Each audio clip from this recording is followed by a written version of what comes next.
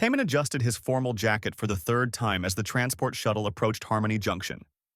The massive space station floated between Earth's territory and the Velkari Dominion like a silver monument to diplomacy. Through the viewport, he could see dozens of ships from both civilizations docked at various ports. This was it, his first major assignment as a lead negotiator. Nervous? Jihoon asked from the seat beside him. His assistant had been with him for 2 years now, always calm, always prepared. Me? Never, Taman lied with his trademark smile. Just another day of making friends across the galaxy. The truth was more complicated. Earth needed this treaty badly. The Velkari controlled mining rights to several asteroid fields rich in trilithium, a rare mineral essential for the new generation of colony shield generators. Without those shields, the outer settlements would remain vulnerable to cosmic radiation. Thousands of lives depended on these negotiations going smoothly. The shuttle docked with a soft thud. Taman grabbed his briefcase containing gifts, documents, and his personal tablet loaded with everything known about Velkari culture. He had studied for months, memorizing their political structure, their history, their basic customs. He felt ready. Nothing could have prepared him for Rena. She stood at the center of the reception hall, towering over everyone present. 7 feet of pure warrior, her skin a deep iridescent purple that seemed to shift colors under the station's lights. She had 4 arms, each muscled and decorated with intricate silver bands. Her face was humanoid enough to read expressions, but her eyes were completely golden, without visible pupils. She wore armor that looked both ceremonial and functional, with a long cape that bore symbols Taman assumed were military honors. "Commander Rena of the Velkari Dominion," the station's protocol officer announced. "May I present Diplomat Taman of the Terran Alliance." Rena stepped forward, and Taman felt a moment of genuine intimidation. She could probably snap him in half without effort. But he pushed down the fear and smiled his most diplomatic smile. "Commander Rena, it is an honor to meet you," he said, bowing in what he hoped was the correct Velkari gesture of respect. Rena's golden eyes studied him for a long moment. When she spoke, her voice was deeper than he expected, with a melodic quality that the translation device in his ear struggled to capture fully. "Diplomat Taman, Earth sends someone so young?" "Young enough to learn, old enough to know wisdom when I see it," Taman replied smoothly. "And I have seen your military record, Commander. 37 successful campaigns, the Battle of the Crimson Nebula, the defense of Velkar Prime. You are a legend." Something shifted in Rena's expression. Was that surprise? Pleasure? The cultural briefing had not covered Velkari facial expressions in enough detail. "You have studied our history," she said. "Of course, one does not negotiate with strangers. I prefer to think we are becoming friends." The welcoming banquet that evening was held in one of the station's grand halls. Tables were arranged in a circle, with human food on one side and Velkari food on the other. The Velkari delegation numbered about 20 warriors and officials, while the human side had brought 30 diplomats, scientists, and military advisors. Ambassador Salman, Taman's superior, sat at the head of the human delegation, watching everything with sharp eyes. Taman found himself seated across from Rena. Throughout the meal, they exchanged pleasantries. She asked about Earth, seeming particularly interested in human history and conflict resolution. He asked about Velkari philosophy and their approach to honor in combat. "We believe that a warrior's word is absolute," Rena explained, as she ate something that looked disturbingly like it was still moving. "To break an oath is to lose oneself. Better death than dishonor." "Humans value our word as well," Taman said. "Though perhaps we are more flexible in our interpretations." "Flexible," Rena repeated, as if testing the word. "That sounds like weakness." "Or adaptability. Strength comes in many forms, Commander. Your people are mighty in battle. Humans are mighty in surviving impossible odds through creativity." Rena tilted her head, considering this. An interesting perspective. As the dinner progressed, Taman found himself genuinely enjoying the conversation. Rena was not just a warrior, she was intelligent, thoughtful, and had a dry sense of humor that caught him off guard several times. When she laughed at one of his stories about a diplomatic disaster on Mars, the sound was surprisingly pleasant. By the end of the evening, Taman felt confident. This was going well. Better than well. He might actually pull this off. That was when he made his mistake. As the banquet concluded and guests began to leave, Taman approached Rena with a small, wrapped package. "Commander, I have a gift for you. A token of respect and friendship between our peoples." Rena accepted it with two of her hands, curiosity evident in her expression. She unwrapped it carefully to reveal a simple frame containing a piece of paper. On it, written in careful Korean calligraphy with English translation below, was a poem Taman had composed himself. "In the darkness of space, stars fight to be seen. But you, Commander Rena, shine brighter than constellations. Your strength illuminates the void. Your honor guides those lost in darkness. Among warriors, you are the North Star, constant and true. I am honored to have crossed the galaxy to stand in your light." Rena read it silently, all four arms holding the frame as if it were made of glass. The entire hall had gone quiet. Taman noticed this but assumed everyone was just being polite, giving her a moment to appreciate the gesture. Then Rena did something unexpected. She pressed the frame against her chest, directly over where her heart would be. She closed her golden eyes and spoke words in her own language, too quickly for the translator to catch. Every Velkari in the room immediately stood and placed their right hands over their hearts, mirroring her gesture. They began to hum, a deep resonant sound that filled the hall. Taman whispered to Jihoon, who had appeared at his elbow. "What is happening?" Jihoon's face had gone pale. "I don't know. This wasn't in any of the cultural briefings." The humming stopped. Rena opened her eyes and looked at Taman with an intensity that made him want to step back. But he held his ground, maintaining his diplomatic smile even though his heart was pounding. "Thank you, Taman of Earth," Rena said formally. "I accept your oath. We shall be bound." "My oath?" Taman's smile faltered slightly. One of the other Velkari, a shorter female with deep blue skin named Kala, approached him. She bowed deeply. "Congratulations are in order. The bonding ceremony will commence in 3 cycles. You have chosen well, human.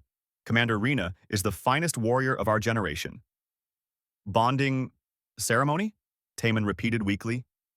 "Of course," Kayla said, looking confused.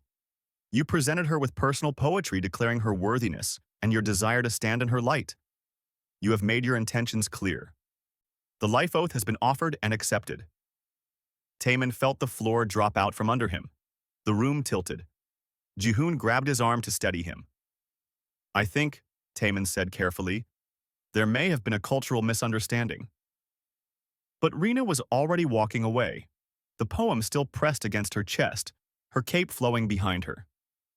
The other Velkari followed, speaking excitedly among themselves in their own language.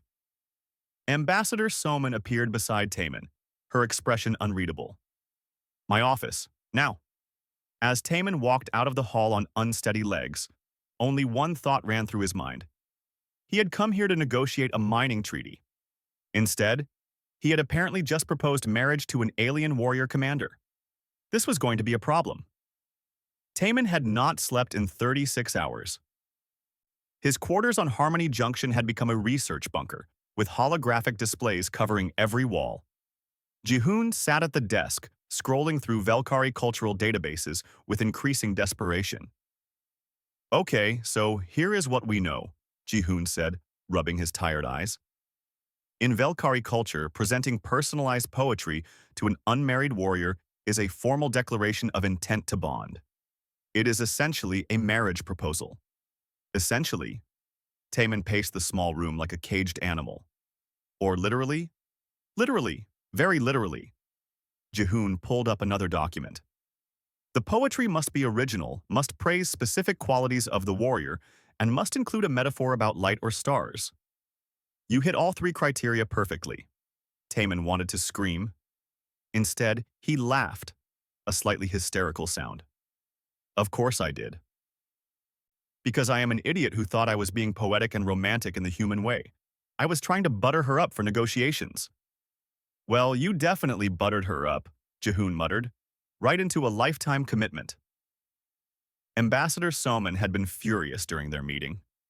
She had paced her office for 10 minutes, occasionally stopping to glare at Taman before resuming her pacing. Finally, she had sat down and delivered her verdict. "You cannot back out," she had said flatly. "What? But it was a mistake. A mistake that will cost us the treaty if you dishonor Commander Rena. Do you understand what is at stake here? The colonies need those shields. Without the trilithium, we are talking about thousands of potential deaths. So I should just marry an alien warrior because of a misunderstanding?" Soman's expression had softened slightly. "I am not unsympathetic to your situation, Taman. But we are in a delicate position. The Velkari take oaths very seriously. If you reject Rena now, it will be seen as a grave insult, not just to her, but to their entire culture." Now, a day later, Taman was trying to find a loophole. Any loophole. "What happens if someone breaks a life oath?" he asked Jihoon. Jihoon looked uncomfortable. "You do not want to know. Tell me." "The person who accepted the oath faces severe punishment, exile at minimum, sometimes death, depending on the circumstances. The Velkari believe that accepting an oath you cannot keep shows poor judgment and dishonors the entire family line." Taman stopped pacing. "Wait, Rena would be punished? Not me?" "You offered the oath. She accepted it. In their culture, she is responsible for properly evaluating whether you were sincere. If it turns out you were not, she is the one who failed." A cold feeling settled in Taman's stomach. He thought about Rena, about how carefully she had read his poem, how reverently she had pressed it to her chest. She had believed him. She had trusted that his words were genuine. "That is barbaric," he said quietly. "That is their culture," Jihoon replied, "and we need to figure out how to navigate it without starting an interstellar incident." A chime sounded at the door. Jihoon opened it to reveal Kala, Rena's second-in-command. The blue-skinned warrior smiled warmly. "Greetings, Taman. Commander Rena requests your presence for first meal. It is customary for bonded pairs to share at least one meal daily during the engagement period." Yes, of course," Taman managed. Kayla led him through the station to a smaller dining area reserved for the Velkari delegation. Rena sat at a table designed for her larger frame, looking almost relaxed in simpler clothing than her formal armor. She stood when Taman entered. "Taman, please, sit." He sat across from her, acutely aware of Kala and two other Velkari guards standing nearby. This was apparently not a private meal. Rena poured him a cup of something that smelled like tea mixed with flowers. "I hope you rested well. I know human sleep cycles are different from ours." "I rested," Taman lied. "Thank you for the invitation." "It is not an invitation. It is tradition." Rena's golden eyes studied him. "You seem nervous. Is something wrong?" This was his chance. He could explain the misunderstanding, apologize, and hope for the best. But looking at Rena's open expression, remembering Ambassador Soman's words about the punishment she would face, he found himself hesitating. "Just overwhelmed," he said instead. "Everything is moving very fast." Rena nodded, looking almost relieved. "That is normal. I myself did not expect to find a lifebound. My mother's always said I was too devoted to duty, that I would never open my heart. And then you spoke those words, and I knew." "Knew what?" "That despite coming from different worlds, we understood each other. You saw me not just as a warrior, but as someone worthy of standing beside. That is rare, Taman. Even among my own people." The guilt hit Taman like a physical blow. She meant every word. This was not political maneuvering or strategy. She actually believed in their connection. Before he could respond, a holographic display activated in the center of the table.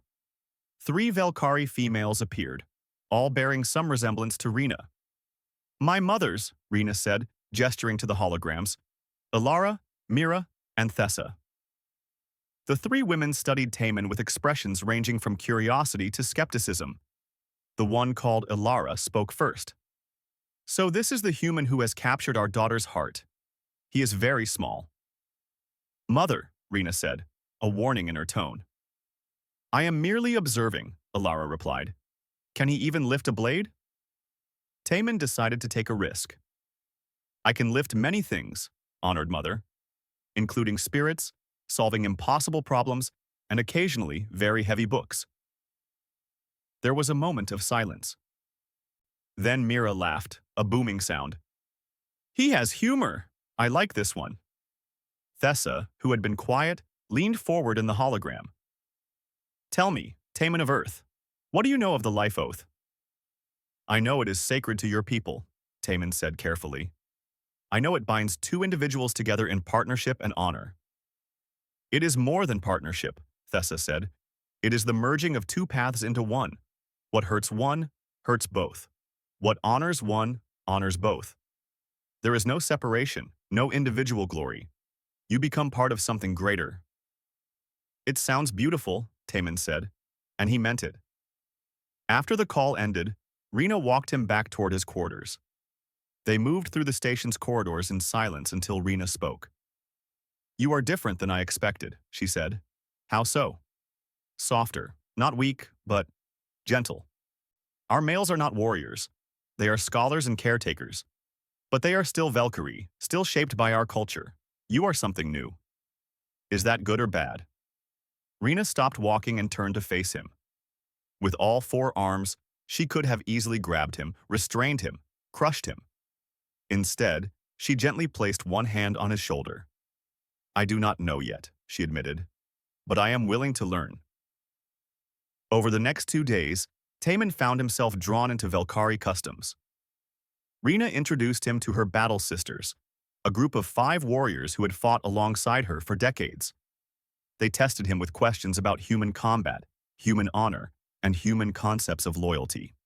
He also met matriarch Elora via hologram, the ancient leader of Rena's clan. She was smaller than Rena, but radiated an authority that made the air feel heavy. She asked him only one question. Why did you choose my granddaughter? Taman had answered as honestly as he could. Because when I looked at her accomplishments, I saw someone who embodied everything I respect. Courage, intelligence, dedication to protecting others. I wanted her to know she was seen. Elora had studied him for a long moment before nodding once. We shall see if your words match your actions, human. On the 3rd day, everything fell apart. Taman was reviewing treaty documents when Jihoon burst into his quarters, tablet in hand. We have a problem, a big problem. What now? Someone leaked information to the press. Both human and Valkyrie news networks are reporting that you deliberately entrapped Commander Rena for political gain. That the whole poetry thing was a calculated move to manipulate her into supporting the treaty. Taman felt his blood run cold. Who would do that? I have my suspicions. Jihoon pulled up a profile. Hyunwoo, another human diplomat who had been vocal about his opposition to the treaty. He believed humanity should simply take what it needed by force rather than negotiation.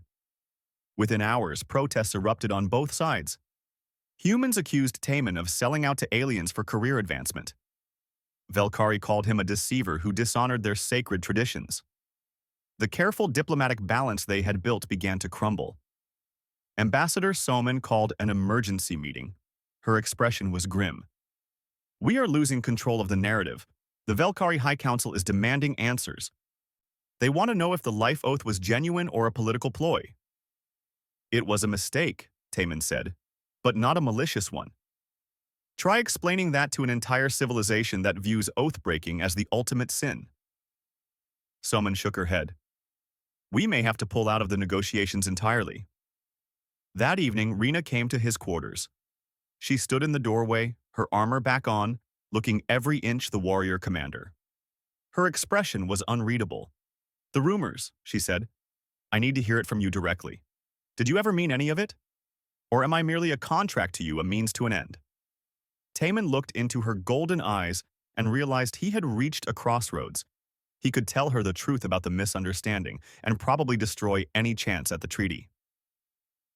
Or he could lie and continue living in this impossible situation. But there was a third option, one he had not considered before. When I wrote that poem, he said slowly, I did not understand what it meant in your culture. That part is true. But everything I wrote was genuine. You are extraordinary, Rena. That was never a lie. But you did not intend to bond with me. No, he admitted. I did not. But I am learning that sometimes the most important things in life are the ones we do not plan for. Rena stood silent for a long moment. Then she turned and walked away without another word, leaving Taman alone with his thoughts and his guilt. Taman woke to find a message waiting on his tablet. It was from Rena, simple and direct. Training hall, dawn cycle. Come. He arrived to find the Valkyrie training facility nearly empty, except for Rena and Kayla. The space was enormous, with high ceilings and equipment that looked designed to challenge beings much stronger than humans. Rena stood in the center, wearing lightweight training armor. If we are to be life-bound, she said without preamble, you must understand our ways properly. Words are easy. Action reveals truth. You want me to train with you? Taman looked at the weapons lining the walls, each one larger than his entire torso. I am not exactly warrior material. Every bonded pair must learn to move as one, to anticipate each other, to protect each other's weaknesses. Rena picked up 2 training staffs, tossing one to him. He caught it awkwardly. We start simple. What followed was the most humbling experience of Taman's life. Rena moved like liquid metal, all 4 arms working in perfect coordination. She could strike from multiple angles simultaneously, her footwork so precise it looked like dancing. Taman lasted approximately 30 seconds before ending up on his back, staring at the ceiling. Again, Rena said, offering him a hand up. They repeated this scenario 17 times. By the end, Taman was bruised, exhausted, and fairly certain he had discovered muscles he did not know existed. But he had also learned something important. Rena was a patient teacher. She never mocked his failures, never showed frustration at his slow progress. Instead, she adjusted her techniques, finding ways to work with his smaller size and different physiology. Humans are not built for direct combat, she observed during a water break. But you are quick. Your mind processes alternatives faster than your body moves. This is useful. Useful for what? Getting beaten up more efficiently? Rena's expression shifted into what Taman was learning to recognize as amusement. Useful for staying alive. Combat is not always about strength. Sometimes it is about not being where the enemy expects. Over the following days, training became routine. Taman would arrive at dawn, get thoroughly defeated, learn something new, and leave slightly less terrible than before. But more importantly, he and Rena talked. Between exercises during breaks while cooling down, they shared pieces of their lives. Rena told him about growing up in a military academy, one of 3 daughters in her family. She spoke of her first command, a disaster that had cost lives and taught her the weight of leadership. She described the loneliness of being at the top, where friendships became complicated by rank and politics. I have battle sisters, she said one morning after pinning him for the 43rd time. But it is not the same as having someone who sees beyond the armor, someone who knows your fears as well as your victories. Taman shared his own story. Growing up in Seoul Station, one of the first generation born in space. His parents had been engineers, practical people who valued facts over feelings. He had learned early to read people, to navigate social situations, to use words as tools. Diplomacy had been his escape from a childhood of cold logic. I learned to wear masks, he admitted, to be whoever people needed me to be. After a while, I forgot which parts were real. And now? Rena asked. Now I am stuck being myself, because I do not know enough about your culture to fake it convincingly. She laughed at that, a sound that was becoming familiar. Perhaps that is why the oath chose you. You cannot hide behind your diplomat tricks with me. The cultural immersion extended beyond combat training. Rena took him to Valkyrie meditation sessions, where warriors sat in absolute silence for hours, focusing on inner discipline. Taman lasted 40 minutes before his mind wandered so badly he started mentally composing grocery lists. He attended strategy sessions where Valkyrie commanders reviewed historical battles. Taman found himself fascinated by their approach to warfare, which emphasized honor and direct confrontation over deception. When he suggested an alternative tactic involving misdirection, the room went silent. That would be dishonorable, Kayla said carefully. But effective, Taman countered. Sometimes saving lives matters more than following rules. This sparked a heated debate that lasted 2 hours. By the end, several warriors were reconsidering their assumptions about human military thinking. One older commander, Vex, approached Taman afterward. "You think like prey," Vex said, "but prey that has learned to bite back. It is strange, but not without merit." The breakthrough came during a training accident. Taman and Rena were practicing defensive formations when one of the gravity plates malfunctioned. The artificial gravity in their section suddenly spiked to 3 times normal, slamming everyone to the floor. Rena, with her strength, managed to stay on her knees. But Kayla, who had been adjusting equipment on an elevated platform, lost her grip and began to fall toward a rack of sharpened training weapons. Taman did not think. He rolled toward the equipment control panel, fingers flying over the interface he had watched technicians use dozens of times. He rerouted power from the malfunctioning plate, creating a gravity well that caught Kayla mid-fall and pulled her sideways into a safety net instead of onto the weapons. The gravity normalized. Everyone slowly got to their feet. Kayla stared at Taman with something like awe. "You saved my life," she said. "With thinking, not strength. I have never seen anything like it." Word of the incident spread through the Velkari delegation. That evening, Rena's battle sisters invited Taman to their private gathering, an honor usually reserved for proven warriors. They sat in a circle, sharing a fermented drink that tasted like liquid fire and felt like it was dissolving his internal organs. "You protected one of ours," said Lyra, the scarred warrior who led the battle sisters. "That matters more than any amount of combat skill. A warrior fights. A protector thinks of others first. You are a protector." "I just did not want anyone to get hurt," Taman said, trying not to cough from the drink. "Exactly," Lyra replied, raising her cup. "To the human who fights with his mind." The others echoed the toast, and Taman felt a warmth that had nothing to do with the alcohol. These warriors who could snap him like a twig were accepting him, not as a diplomat, not as a political necessity, as one of them. But not everyone was pleased with this development. The next day, Hyunwoo made his move. Taman was reviewing supply manifests when Ambassador Soman summoned him urgently. She stood in her office with a Velkari official he did not recognize, and Hyunwoo, who wore an expression of false concern. "We have received troubling information," Soman said. "Documents suggesting that your gesture toward Commander Rena was part of a calculated strategy to manipulate the negotiations." "That is ridiculous," Taman said. "Who is making this accusation?" "I am merely bringing forward evidence," Hyunwoo said smoothly, projecting a series of messages onto the wall display. They appeared to be from Taman's personal files, discussing ways to gain favor with the Velkari delegation. The dates were before he had met Rena. Taman's stomach dropped.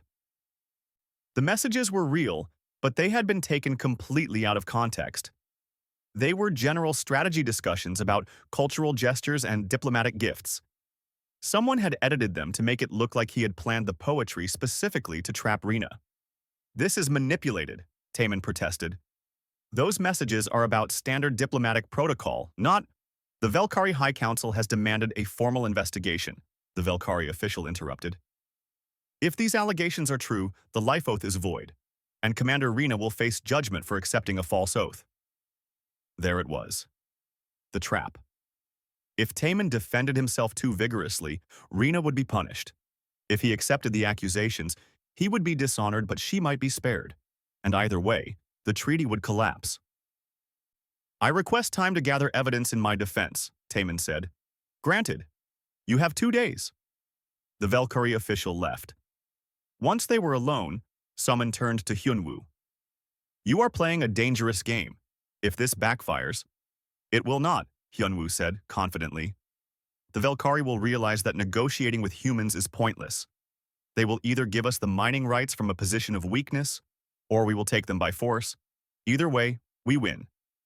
After Hyunwoo left, Soman sank into her chair. He is wrong, but he has supporters in the military. There are those who believe diplomacy is a waste of time. What do I do? Taman asked. Find proof that the messages were altered, or… She hesitated. Accept the accusations. Take the dishonor. It will destroy your career. But Rena will be spared. Taman spent the night with Jihoon, going through every file, every communication, looking for evidence of tampering. They found traces, small inconsistencies in metadata, but nothing conclusive enough to prove manipulation to an interstellar tribunal. As dawn approached, Rena appeared at his door. She looked tired, her armor absent, wearing simple clothing that made her seem almost vulnerable despite her size. I heard about the accusations, she said quietly. Kala told me what you are facing. I am handling it, Taman said, though he had no idea how. No. You are drowning in human politics and Valkyrie honor codes, trying to save everyone. She stepped inside, closing the door behind her. I have a question, and I need you to answer honestly. No diplomacy, no careful words. Just truth. Okay. Have you, in these days together, felt anything real? Or is it all still just obligation and fear? Taman looked at her, at this warrior who had shown him patience, who had shared her fears, who had made him laugh and challenged him to be better. He thought about training sessions and midnight conversations, about the way she listened when he spoke, and how her presence had become something he looked forward to. I feel something, he admitted. I do not know if it is what you feel. I do not know if it is enough. But it is real. Rena moved closer, all four hands gentle as they reached out to touch his face. Then we face this together. As life-bound should. Your weakness is mine to protect. Remember? I remember, Taman whispered. Good. Because I have a plan. But it requires you to trust me completely. Taman smiled despite everything. That seems to be becoming a habit. The tribunal was set to convene in 6 hours when Hyunwoo approached Taman in the station's observation deck. The man's smile was all false sympathy and hidden victory. I wanted to give you an option, Hyunwoo said, standing beside Taman at the massive viewport overlooking the docked ships. A way out of this mess. I am listening, Taman said, keeping his voice neutral. I can make the evidence disappear. The messages, the accusations, all of it. The tribunal will find nothing to investigate. You walk away clean, the treaty negotiations can continue, and everyone wins. And what do you want in return? Hyunwoo's smile widened. Simple. You convince the Valkyrie to include military access clauses in the treaty. Joint bases in their territory, shared defense networks, real strategic value, not just mining rights. They will never agree to that. The Valkyrie are fiercely independent. Foreign military presence would be seen as occupation. Then you will need to be very persuasive.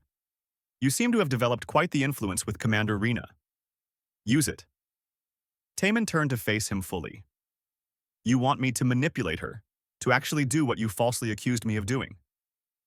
I am offering you a solution. Your career continues. The commander keeps her honor. Earth gets what it really needs. Everyone benefits.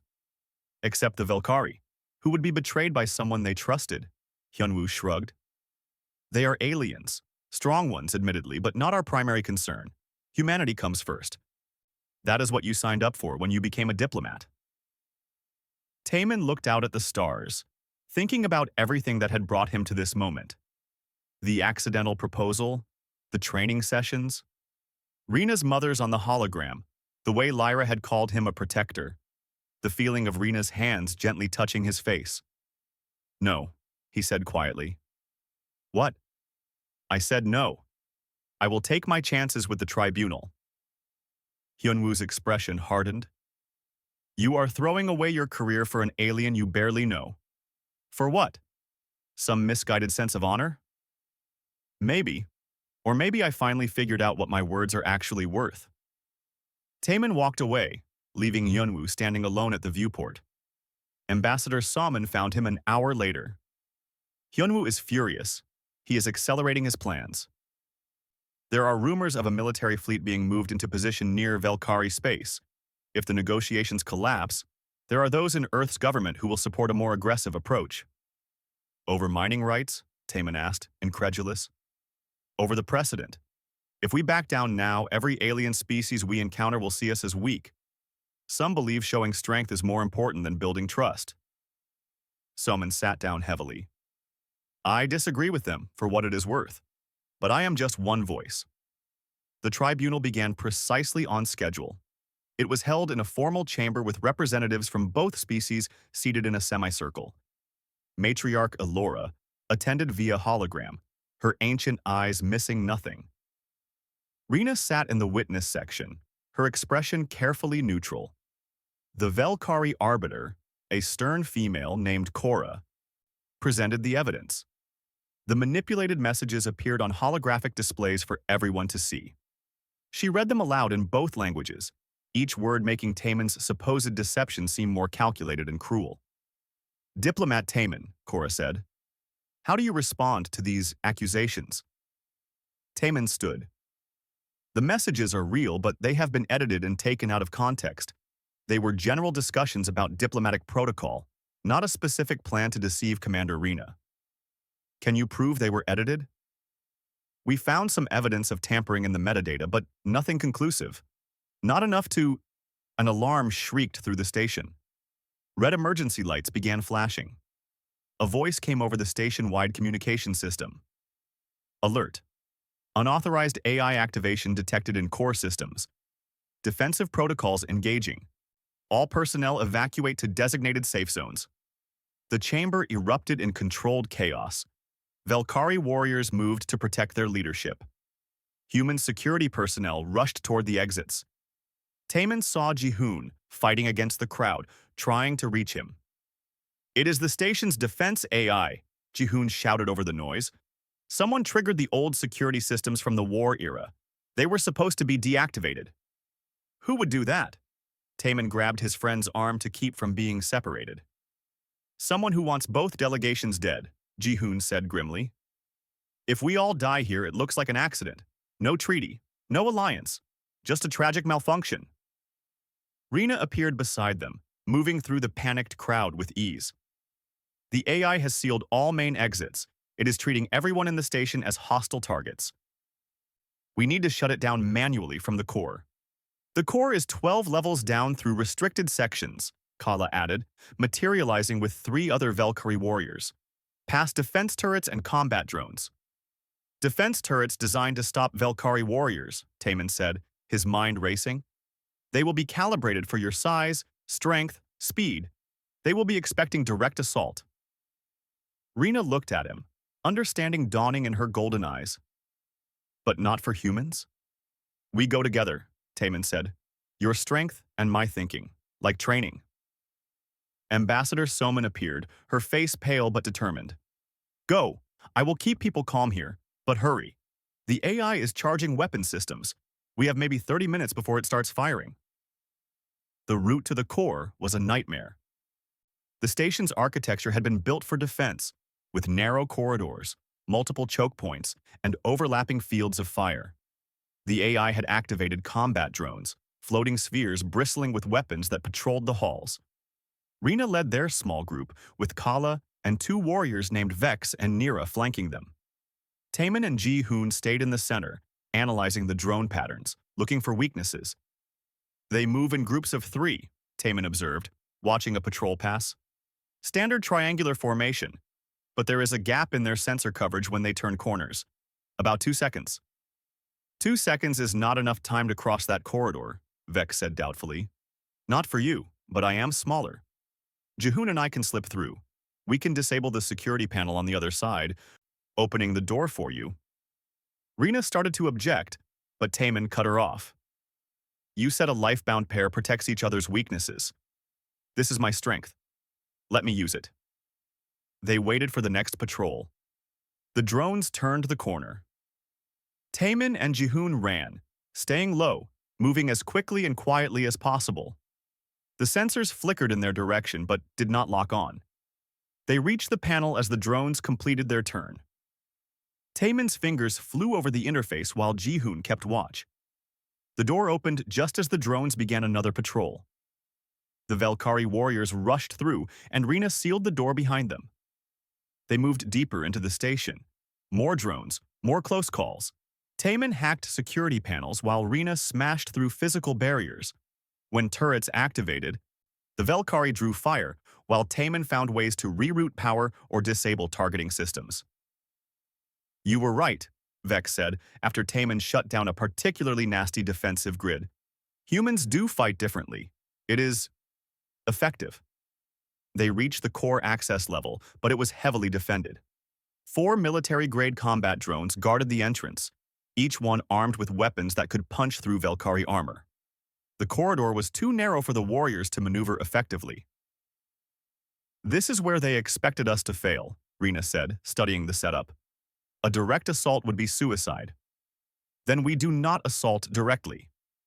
Taemin pointed to an access hatch above the corridor. "Maintenance shaft. It runs parallel to this hallway and connects to the core room. But it is too small for Valkyrie." "Too small for warriors," Rena agreed. "But you would fit." "Along with every defensive measure designed to kill intruders in confined spaces," Kayla pointed out. "Taemin, that shaft will be filled with traps." "Probably, but it is our best option." Taemin looked at Rena. "I can do this." Rena's 4 hands found his shoulders. "This is not training. If I fail, we all die anyway. At least this way, I go down fighting. Very human of me, right?" She made a sound that might have been a laugh or a sob. "Very human, very brave, very stupid. That is why we make a good team. You bring the honor, I bring the stupid plans." Ji-hoon insisted on coming with him. "You will need someone to watch your back." And I did not become a diplomat's assistant to die in a comfortable office. The maintenance shaft was tight, dark, and absolutely terrifying. They crawled through it on hands and knees, using their tablets as lights. Twice they encountered laser grids.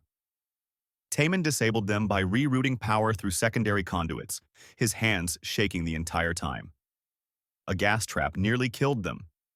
Ji-hoon spotted it just in time, covering his mouth and holding his breath while Taemin frantically shut the valve. They emerged coughing and dizzy but alive.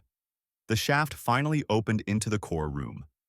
Below them, the station's AI core pulsed with malevolent red light. The interface was across the room, protected by a final drone that scanned continuously. "I can reach the terminal," Taemin whispered, "but that drone will detect me halfway across. I need a distraction." "I will be the distraction," Ji-hoon said. "I will drop down on the opposite side. It will target me. You run for the terminal." "Ji-hoon, it will kill you." "Maybe, maybe not. Either way, you are the better hacker. You have to be the one at that terminal." Ji-hoon smiled. "Besides, someone has to tell your story, how the diplomat saved everyone with the power of aggressive keyboard typing." Before Taemin could argue, Ji-hoon dropped through the hatch on the far side of the room. The drone's sensors locked on immediately, weapons charging. Taemin dropped and ran, racing across the open floor as energy blasts lit up the space behind him. He reached the terminal and dove behind it. His fingers found the interface, pulling up system access. Behind him, he heard Ji-hoon grunting with effort. The sounds of someone dodging for their life. "Taemin!" Ji-hoon shouted. "Any time now would be great." The AI had multiple security layers. Taemin tore through them, using every trick he knew, improvising when protocols blocked him. He found the core command structure and began executing a shutdown sequence. The AI fought back. Warning messages flooded the screen. Self-destruct protocols tried to activate. Taemin countered each one, his mind working faster than it ever had. An energy blast struck near Ji-hoon. He cried out in pain. "Almost there," Taemin muttered. Come on, come on!" Final firewall. He routed through it using an exploit he had learned years ago, something that should not work, but somehow did. The shutdown sequence executed. The lights changed from red to blue. The drone's weapons powered down mid-shot. Throughout the station, systems began returning to normal. Taemin ran to Ji-hoon, who was lying against the wall, his shoulder badly burned but alive. "You okay?" "Never better," Ji-hoon gasped. Remind me to ask for a raise. The door burst open. Rena and the others poured in, weapons ready. When they saw the core was shut down, relief washed over their faces. Rena reached Taman and pulled him into an embrace that lifted him off his feet. All four arms wrapped around him, holding him like something precious. "Never do that again," she said into his shoulder. "My heart cannot take it." "Your heart?" Taman managed, breathless from the hug and everything else. "Yes. You reckless, brave, impossible human. You have it now. All of it." Later, as medical teams treated the wounded and security investigated the AI activation, they discovered the truth. Hyunwoo had triggered the system remotely, intending to kill both delegations and blame it on Valkyrie's sabotage. His plan was to provoke a war that would give Earth's military exactly what they wanted. He was arrested immediately. Ambassador Soman addressed both delegations in the restored tribunal chamber. What we witnessed today was the worst of humanity and the best of cooperation. One human tried to destroy us. Two humans, working with Valkyrie warriors, saved us all. I know which example I choose to follow. Matriarch Elora's hologram stood. Commander Rena, the accusations against your lifebound have been proven false. More than that, he has demonstrated courage, loyalty, and the willingness to risk everything for those he has bonded with. Do you still accept his oath? Rena stood, pulling Taman up beside her. I do. Now, more than ever. And you, Taman of Earth? Do you still offer it? Taman looked at Rena, at this warrior who had believed in him, who had protected him, who had trusted him with her life and her heart. He thought about everything they had been through, every moment of growth and understanding. I do, he said. And this time, I know exactly what it means. The bonding ceremony was scheduled for 3 days later, giving both delegations time to recover from the AI incident and prepare for the formal proceedings. Taman spent those days in a state of controlled panic, learning Valkyrie rituals and trying not to think about the fact that he was about to bond for life with someone from another species. Ji-hoon, his shoulder bandaged but his spirits high, helped him practice the ceremonial words. You are pronouncing it wrong. It is Veltaranim, not Veltaranum. The first means, I bind my path to yours. The second means, I will eat your path. Very different implications. Why is everything in Valkyrie so easy to mess up?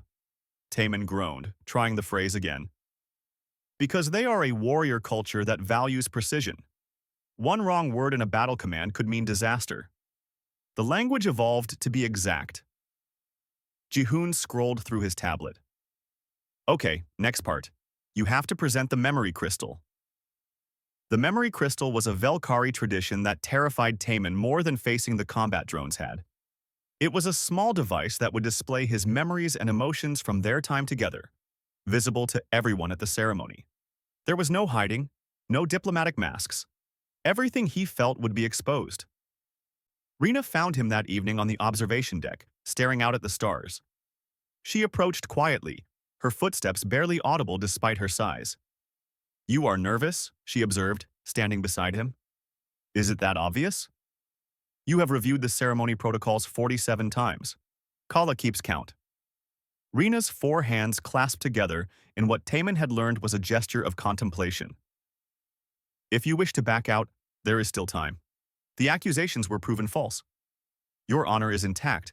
You are not obligated to— I am not backing out, Taman interrupted. I am just scared. There is a difference. Scared of what? The ceremony? My people? Scared of failing you, of not being what you need, of this whole thing being a beautiful disaster waiting to happen. He turned to face her. I am a human, Rena. We are fragile. Short-lived compared to your species. I cannot fight like you. I cannot provide the kind of strength a Valkyrie mate would normally offer. Rena tilted her head, studying him. Do you know why I accepted your oath so quickly? Why I pressed your poem to my heart without hesitation? Because you thought it was a formal proposal? No. Well, yes, but that is not the reason. I accepted because of what you wrote. You did not praise my strength or my victories. Every Valkyrie suitor does that. You praised my constancy, my guidance to those who are lost. You saw me as something more than a weapon. She reached out with one hand, gently touching his cheek. Strength comes in many forms. You proved that in the core chamber. You saved all of us with your mind and your courage. That is the strength I need. And the short lifespan thing? Rena was quiet for a moment. Velkari live longer than humans, yes. On average, we have twice your years. I will not lie and say that does not concern me. But I would rather have 50 years with you than 200 years alone. Quality over duration. Is that not what matters? Taman felt something loosen in his chest, a tension he had not realized he was carrying. When did you get so wise? I am a warrior. We learn wisdom through surviving our mistakes. I have made many. She paused. I should tell you something. Before you, I was bonded once before. What? The cultural briefing said you were unbonded. I am. He died in battle 15 years ago. His name was Kren. We were young, idealistic. We bonded 3 days before his unit was deployed to the Outer Rim conflicts. He fell in the first engagement. Her voice remained steady, but Taman could hear the old pain beneath the words. For years I believed I could not bond again. The risk of loss was too great. I built walls around my heart and focused only on duty. What changed? You, your reckless poem, your genuine words. You reminded me that life without risk is not really life at all. It is just existence. She smiled, a rare full expression that transformed her face. Besides, you have already survived combat drones and homicidal AI. You are tougher than you look. The ceremony took place in the station's largest hall, hastily decorated with both human and Velkari symbols. Flowers from Earth Gardens intertwined with crystalline sculptures from Velkar Prime. Representatives from both species filled the space, dressed in formal attire. Matriarch Alora arrived in person for the occasion, the ancient leader making the journey through space for the first time in decades. She was smaller than Taman expected. Her purple skin faded to a soft lavender with age, but her presence filled the room. This bonding represents more than two individuals, she announced as the ceremony began. It represents the bridge between two civilizations. May it be strong. May it endure. Taman stood at one end of the ceremonial circle, wearing formal human clothing modified to incorporate Velkari elements. His black suit had silver threading that matched Rena's armor patterns. Ji-hoon stood beside him as his witness, looking almost as nervous as Taman felt. Rena entered from the opposite side, and Taman forgot to breathe. She wore ceremonial armor that gleamed like starlight, each piece engraved with the history of her clan. Her 4 arms bore silver bands that chimed softly as she moved. A cape of deep purple fabric flowed behind her, embroidered with constellations. They met in the center of the circle. Kayla, serving as the ceremony guide, stepped forward. We gather to witness the joining of 2 paths into one, she said formally. Taman of Earth, speak your oath in the words of Velkar. Taman took a breath and began the phrases Ji-hoon had drilled into him. His pronunciation was not perfect, but his voice was steady. Vel taranim, esh vara nimtal, kara fel nim shora.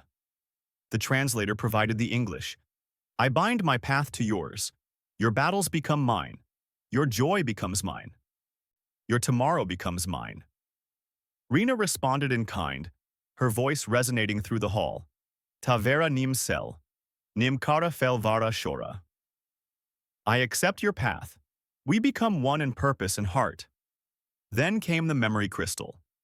Taman held the small device, knowing that once activated, everyone would see his truth, his fear, his confusion, his growing affection, his realization during the core chamber crisis that he would die before letting Rena face danger alone. He activated it. The hologram bloomed above them, showing fragmented moments. Taman's panic upon learning about the life oath, his frustration during training, his laughter when Rena made an unexpectedly dry joke, his terror in the maintenance shaft. The moment Rena embraced him after the AI shutdown, and the feeling that washed over him then, clear and unmistakable. Love. Imperfect, confused, absolutely genuine love. The hologram faded. The hall was silent. Then Matriarch Alora began a slow, rhythmic clapping of her four hands. The other Valkyrie joined, creating a sound like rainfall. The humans, unsure but willing, added their own applause. Rena presented her own crystal. Taman watched his journey from her perspective. He saw himself as she saw him, small but brave, clever, kind. He saw her initial amusement at his flirting turn to respect during training, then to genuine fondness.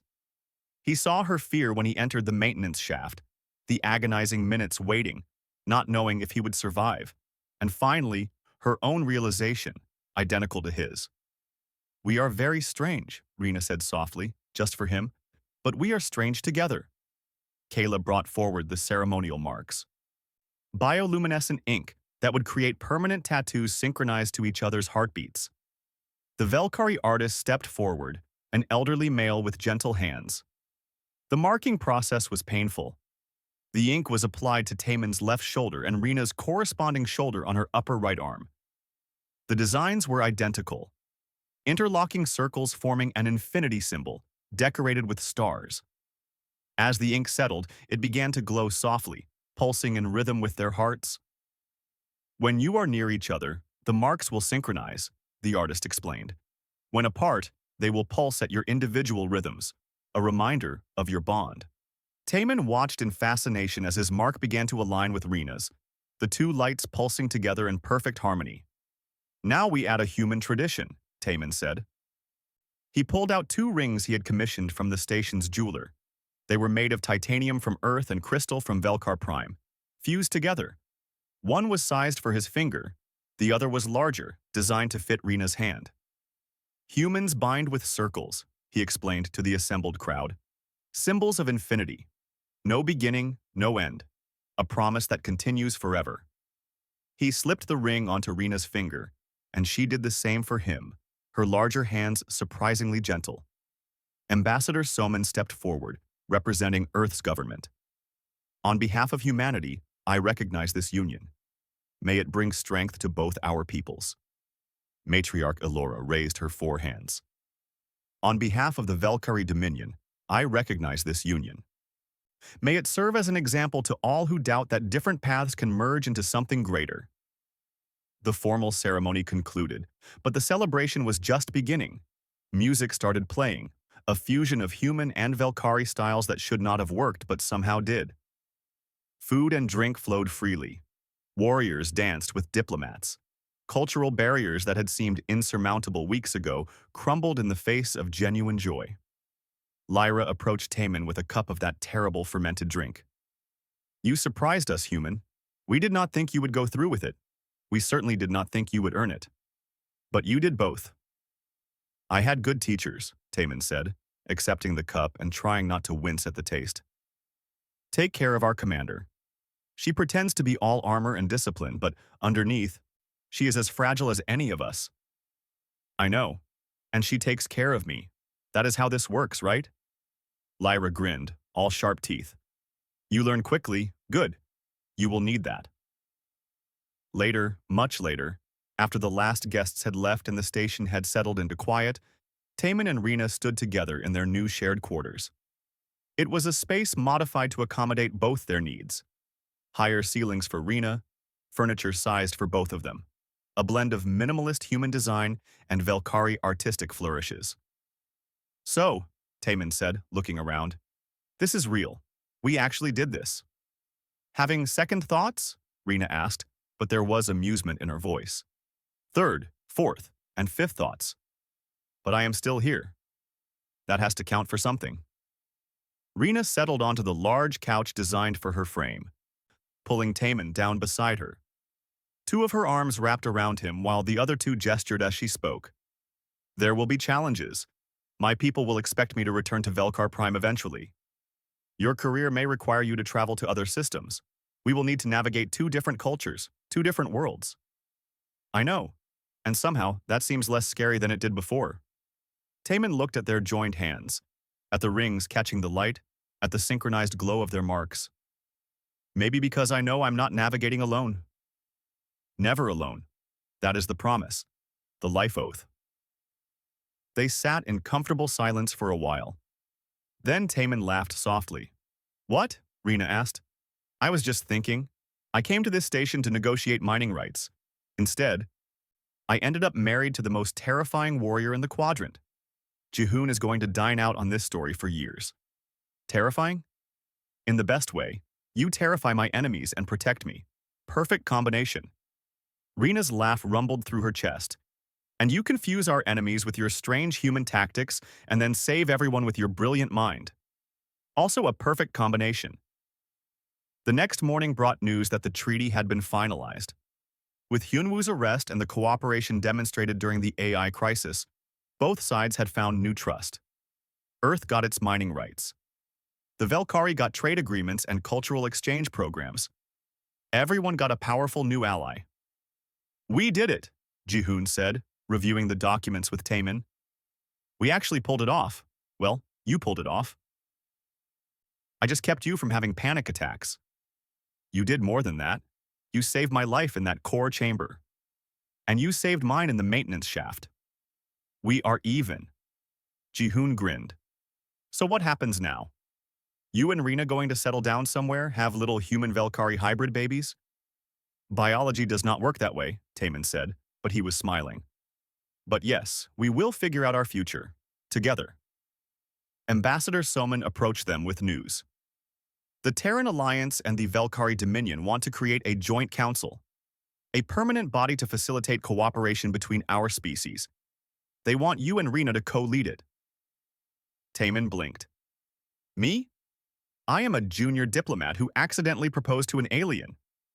You are the diplomat who built a bridge between civilizations, who proved that understanding and cooperation are possible even across vast differences. That is exactly what this council needs. Soman's expression softened. It is your choice, of course. But think about it. You could shape the future of human-alien relations for generations. That evening, Taman discussed it with Rena. They walked through the station's observation deck, watching ships come and go, traffic between two worlds that were now allies. What do you think? Taman asked. Co-leading a council sounds important and terrifying, mostly terrifying. Then it is perfect for us, Rena said. We seem to do our best work when terrified. Is that a yes? It is a we decide together. That is what lifebound means. Your path is mine. Where you go, I go. Taman thought about all the ways his life had changed in such a short time. He had started this journey as a diplomat wearing masks, using words as tools, keeping everyone at arm's length. Now he stood here, genuinely bonded to someone who saw through all his defenses and loved him anyway. Then I think we should do it, he said, together. 5 years passed. The Joint Council for Terran-Velkari Relations had grown from a small office to a major diplomatic force. Taman and Rena co-led teams that facilitated everything from trade agreements to cultural exchanges to joint scientific research. Their partnership had become legendary, a symbol of what cooperation between species could achieve. Their home was exactly as Rena had described years ago, a blend of both cultures. Velkari weapons displayed beside Korean calligraphy. Human books on shelves next to Velkari memory crystals. A garden that combined earth flowers with Velkari luminescent plants. Jihoon visited regularly, having risen to become a senior diplomat himself. He still joked about that day on Harmony Junction, about the poem that changed everything. You know, Jihoon said during one visit, there is talk of first contact with another species, the Minari. They are sending a delegation to meet with us next month. Taman looked up from his tea. And you are telling me this why? Because you are the best at this. First contact, cultural understanding, building bridges. The council wants you to lead the initial negotiations. Absolutely not, Rena said from across the room, where she was reviewing military deployment reports. Last time he handled first contact, he ended up married. It worked out well, Taman protested. Once. Lightning does not strike twice. But she was smiling. Actually, Jihoon said, I recommended you both. You are a team. The Minari seem to value paired leadership. They might respond well to your dynamic. Taman and Rena exchanged a look, the kind of wordless communication that had developed over 5 years of partnership. Their marks pulsed in synchronization, visible even through their clothing. "We will do it," Taemin said. "But Ji-hoon, you are coming with us. I need someone to keep me from accidentally starting another interspecies marriage." "No promises," Ji-hoon laughed. "You have a gift for that kind of thing." That night, Taemin stood on their balcony looking up at the stars. Rena joined him, all four arms wrapping around him in the embrace he had come to love. "Are you happy?" she asked quietly. "You know, I never thought about happiness much before. I thought about success, about duty, about saying the right things to the right people. But happy?" He leaned into her warmth. "Yes, confused, constantly challenged, occasionally terrified. But happy. Good. Because I am not done challenging you yet. I would not expect anything less." Above them, ships moved between planets, carrying people and goods and ideas. Humans and Valkyrie worked together on stations throughout the sector. Cultural exchange programs brought students from both worlds to study together. Everything had changed because one human diplomat had accidentally offered a life oath. "Do you ever think about how this all started?" Taemin asked. "The poem, the misunderstanding, all of it. Every day. And I am grateful for every moment. Even the part where I had no idea what I was doing. Especially that part. If you had known, you might have been too cautious, too diplomatic. You would have calculated the risk and decided against it. But you did not know. You were just genuine. That is what made it real." Taemin thought about his past self, the man who had walked into Harmony Junction thinking he would negotiate a simple treaty and return home. That man had been so focused on playing roles, on being what others expected. He had been successful but lonely, always performing, never quite himself. That man was gone now. In his place stood someone who had learned that the strongest bonds come from vulnerability, that leadership means admitting you do not have all the answers, that love across impossible differences is not just possible but transformative. "I love you," he said, the words simple but profound. Rena's arms tightened around him. "I know. Your mark tells me every time our hearts beat together. But I never tire of hearing it." They stood there under the stars, a human and a Valkyrie, a diplomat and a warrior, two people from different worlds who had found their way to each other through accident and intention, misunderstanding and clarity, fear and courage. Some call it destiny. Some call it accident. They had called it a life oath. But in the end, it was simply love transcending the stars.